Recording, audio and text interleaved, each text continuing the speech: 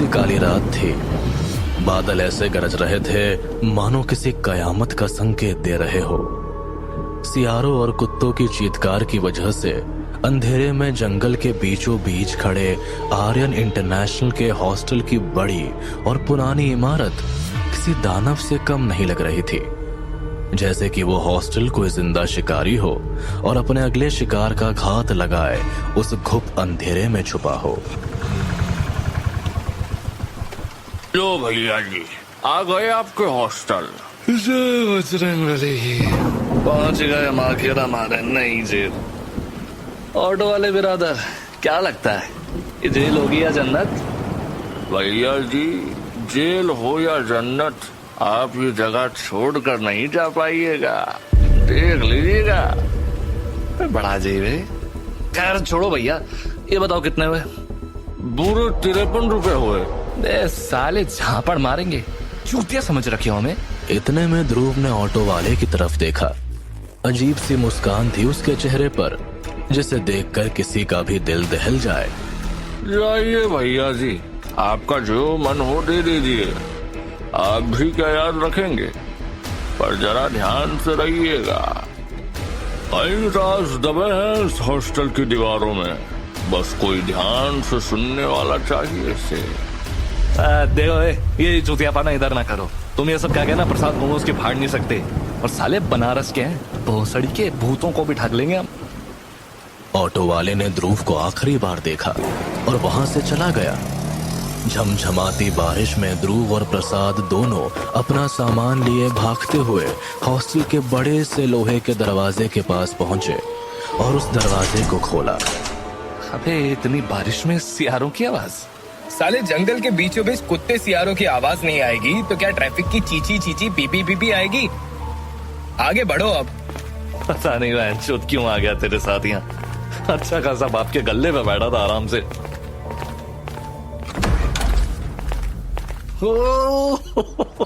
इतना बड़ा हॉस्टल, गलती हो गई भाई, माफ कर दे। यहाँ तो क्या कुछ नहीं हो सकता बेटे ध्रुव। साले हमेशा तेरा blood flow below the belt ही होता है क्या? चल अब वार्डन को ढूंढते हैं जल्दी।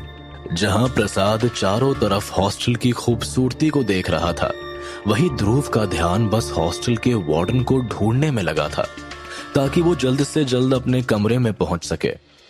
अपनी किस्मत से भागता हुआ ध्रुव कहां पहुंचा था? बनारस के मणिकर्णिका घाट के पंडितों के बीच ध्रुव का जीवन गुजरा। बचपन में ही माँ बाप के देहांत के बाद उसे उसके दादाजी ने ही संभाला था, जो थे मणिकर्णिका घाट के बड़े पंडित रविशंकर जी। आए दिन लाशें एक साथ 100 चिताएं घाट पर जलते हुए देखना उसके लिए वैसे तो आम थी, पर उसे कभी ये जिंदगी नहीं चाहिए थी, जिस वजह से ध्रुव अपनी ग्रेजुएशन पढ़ाई के लिए अपने दोस्त प्रसाद के साथ देहरादून के हॉस्टल आ गया था। बड़ा अजीब हॉस्टल है यार, सारी जगह ही सेम लग रही है। आधे घंटे से वार्डन का ऑफिस ही नहीं मिला। किसे ढूंढ रहे हैं आप दोनों? कौन है पीछे? पीछे देखने पर दोनों की जैसे सांसें थम गई हो।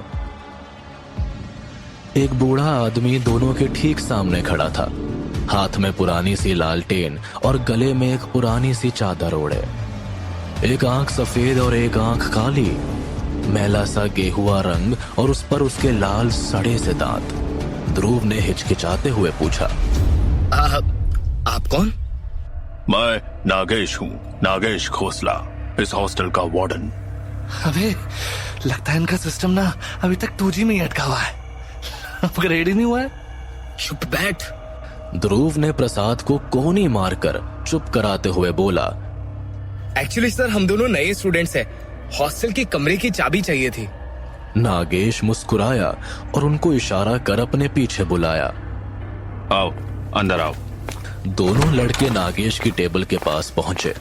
नागेश अपने टेबल के पास बढ़ा तो ठीक उसके सर के पीछे कोई काली सी छाया थी, जिसे ध्रुव ने देख तो लिया था पर कुछ कह नहीं पाया। ध्रुव ने कुछ पूछा नहीं, पर नागेश के आते ही माहौल में एक अजीब सी गर्मी बढ़ गई थी।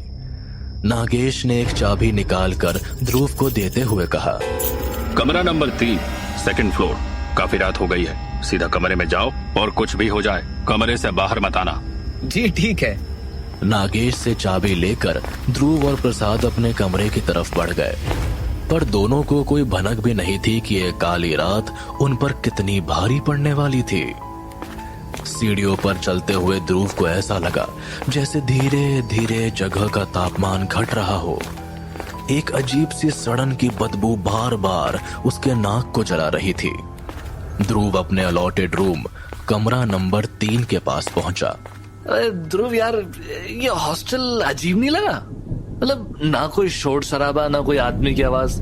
रात के 9-10 बजे ये लोग सो रहे हैं। कि ऐसे तो हमारे गांव में भी नहीं होता यार। तू ये सब छोड़, हमारा कमरा आ गया, जल्दी अंदर जाते हैं। अबे ये दरवाजे को क्या हो गया? खुल ना। ये साले बुढ़े ने गलत चाबी दे दी क्या? ये किसकी चीख थी? कौन है वहां? बचाओ, मुझे बचाओ, बचाओ। प्रसाद तू यहीं रुक, मैं देखता हूँ क्या मामला है। ये पकड़ा गया है क्या? रख। वार्डन ने रात में भटकने से मना किया बे, भूल गया क्या? मारेंगे तो चौपड़। चल यहाँ से। अरे कोई मदद के लिए बुला रहा है, हम ऐसे उसको छोड़ नहीं सकते। तू कमरे के अंदर जा, मैं देख कर आता हूँ। प्रसाद को किसी तरह समझा बुझाकर ध्रुव उस चीख की तरफ भागा। ध्रुव जितनी तेजी से भाग रहा था, उसे लग रहा था कि उसके साथ साथ और भी कोई भाग रहा है। उसने चारों तरफ देखा पर कोई वहां नहीं था। जिस कमरे से चीखने की आवाज आ रही थी, ध्रुव के होश उड़ गए। उसकी आंखों के सामने उस कमरे के अंदर आग जल रही थी। अंदर बंद एक आदमी चीख रहा था कि कोई उसे बचा ले। तुम फिक्र मत करो, मैं अभी दरवाजा खोलता हूँ। ध्रुव ने वो दरवाजा खोलने की कोशिश की, पर उस कमरे के दरवाजे का हैंडल भी इतना गर्म था कि ध्रुव के हाथ जल गए। उसने आसपास देखा और वहां उसे एक रॉड दिखी।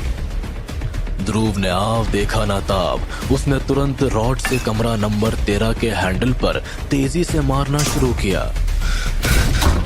ये इस कमरे से तो अभी किसी की चिल्लाने की आवाज आ रही थी। यहाँ तो आग लगी थी। फिर ये कमरे में सिर्फ सन्नाटा था। ध्रुव को लगा जैसे उसने खुली आंखों से कोई बुरा सपना देखा हो। ध्रुव पीछे मुड़कर निकलने ही वाला था कि तभी कमरा नंबर 13 का दरवाजा अपने आप बंद हो गया।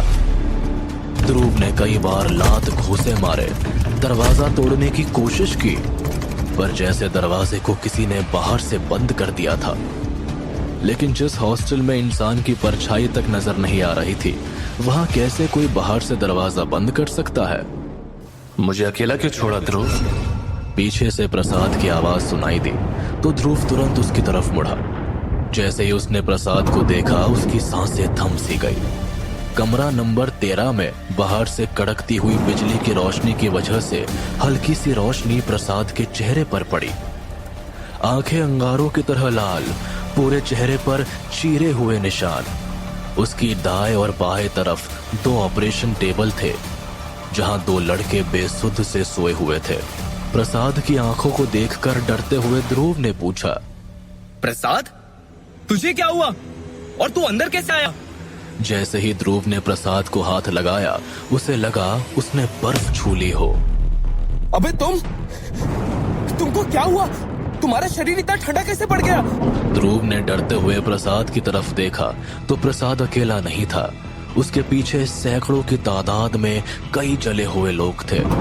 उनका पूरा शरीर जल चुका था और उनकी आंखों से लाल खून की धारा बहे जा रही थी। बाहर से गड़गड़ाती हुई बिजली में एक पल के लिए ध्रुव ने एक साथ इतनी सारी आत्माओं को देखा तो जैसे उसे झटका सा लग गया हो।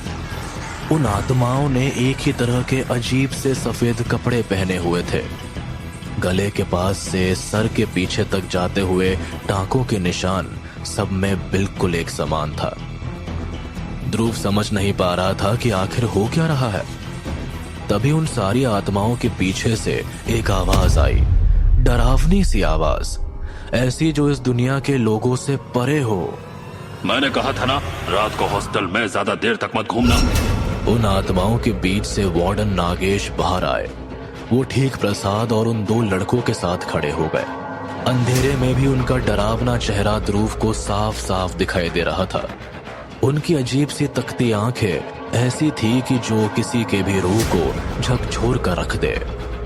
अब तेरे यहाँ आने की सजा इन तीनों को मिलेगी। ये कहकर नागेश ने अपने हाथ में एक ऑपरेशन सीजर लिया और सीधा प्रसाद की गर्दन में दे मारा।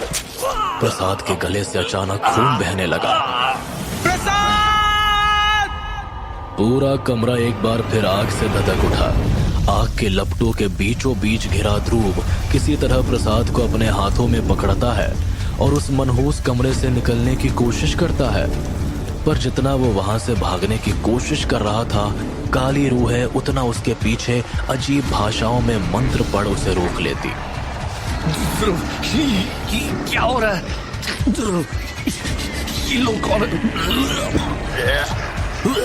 हे भगवान, ये हो क्या रहा है? कोई मदद करो मेरी, प्लीज प्लीज मेरे दोस्त को बख्श दो, प्लीज। ध्रुव की आंखों के सामने उसकी गोद में उसके दोस्त की लाश पड़ी थी। वो बिल्कुल सुन्न था और तभी किसी ने एक झटके से ध्रुव के कनपट्टी पर वही ऑपरेशन सीजर घोंप दिया। ध्रुव को लगा जैसे 40 बिच्छुओं ने एक साथ डंक मार दिया हो। वो जमीन पर गिर गया और उसके सामने बस एक ही इंसान का चेहरा था, नागेश, जो उसे मुस्कुराता हुआ देखकर बोला, डर मत, शुरुआत तो बस अभी हुई है।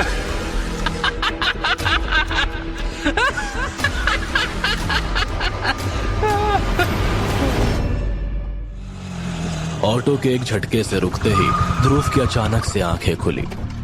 वो बौखला के अपनी सीट पर उठने को हुआ कि तभी उसके कानों में ऑटो वाले और प्रसाद की आवाज गूंजी।